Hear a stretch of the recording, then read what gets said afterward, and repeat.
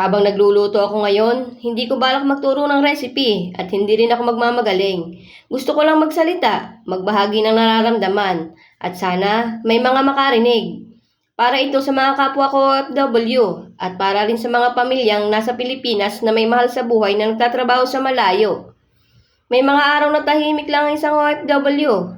Hindi kami nagpo-post, hindi kami nagkikwento at hindi rin agad kami sumasagot sa mga messages. Hindi dahil wala kaming pakialam, kundi dahil minsan pagod lang talaga kami. Pagod sa trabaho, pagod sa paulit-ulit na araw, at pagod sa pagiging malakas kahit wala na ang lakas.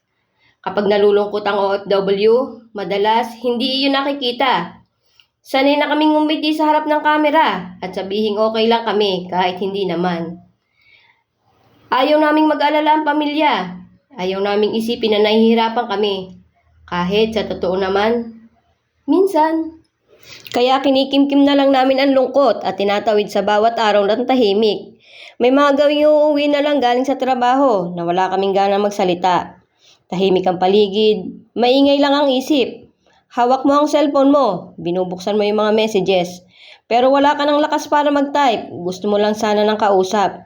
Kahit saglit lang, hindi para humingi ng solusyon, kundi para lang maramdaman na may nakakaalala pa rin sa'yo. May mga pagkakataon na kahit anong tapang mo na ipakita mo, may mga gabing bigla ka na lang luluha. Hindi dahil mahina ka, kundi dahil matagal ka nang lumalaban. At minsan, ang kailangan lang talaga ng isang OFW ay pahintulot na mapagod, kahit saglit lang. Hindi lahat ng sakripisyo ay may kapalit agad. May mga panahong parang wala kang nakikitang resulta, pero patuloy ka pa rin nagbibigay. Kung nandito ka sa yugtong ito ng buhay mo, gusto ko lang ipaalala sa iyo na mahalaga ang ginagawa mo kahit hindi palaging nasasabi. At kung sagaling dumating ang araw na parang ubos ka na, sana maalala mo na hindi ka nag-iisa. May mga katulad mo ring tahimik na lumalaban, umaasa at naniniwala na barang araw, magiging sapat din ang lahat ng pagod. Para sa pamilya na nasa Pilipinas, gusto ko lang pong ipaabot ito. Kamustahin niyo rin kami paminsan-minsan. Hindi kapag lang may kailangan. Hindi kapag lang may bayarin. Hindi kapag lang maging may sahod. Isang simpleng kamusta o ingat ka dyan ay malaking bagay para na gumana ang loob namin minsan. Minsan, iyon na nagiging lakas namin para magpatuloy kahit pagod na kami. Hindi nyo kami kailangang habaan ng usapan. Hindi nyo kailangan magbigay ng payo. Minsan, sapat na ang pakikinig. Sapat na yung maramdaman namin na may malasakit. Isang tawag, isang mensahe, isang simpleng effort. Malaking bagay na yun para sa amin.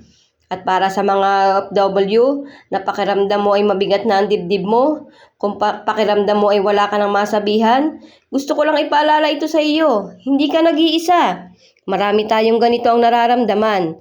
Marami tayong tahimik na lumalaban araw-araw. At kahit hindi tayo magpakilala, pare-pareho ang bigat ng dala natin.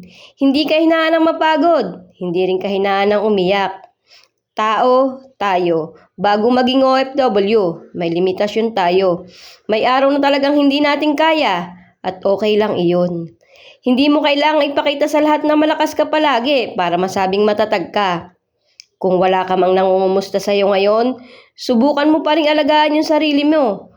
Kumain ka kahit simple lang. Uminom ng tubig, huminga ng malalim, magpahinga kahit saglit. Minsan, ang pag-aalaga sa sarili ang nagiging tahimik natin paraan para magpatuloy. Habang patuloy ako nagluluto ngayon, iniisip ko na sana dumating yung panahon ng mga OFW ay hindi na kailangang ituring na makina. Sana makita rin kami bilang taong napapagod, nalulungkot at nangangailangan din ng yakap kahit sa salita man lang. Para sa mga pamilyang nanonood nito, kung may mahal kayong OFW, huwag ninyong hintayin sila yung unang mag-message. Minsan, nahihiya rin kami. Minsan, ayaw rin namin makaistorbo.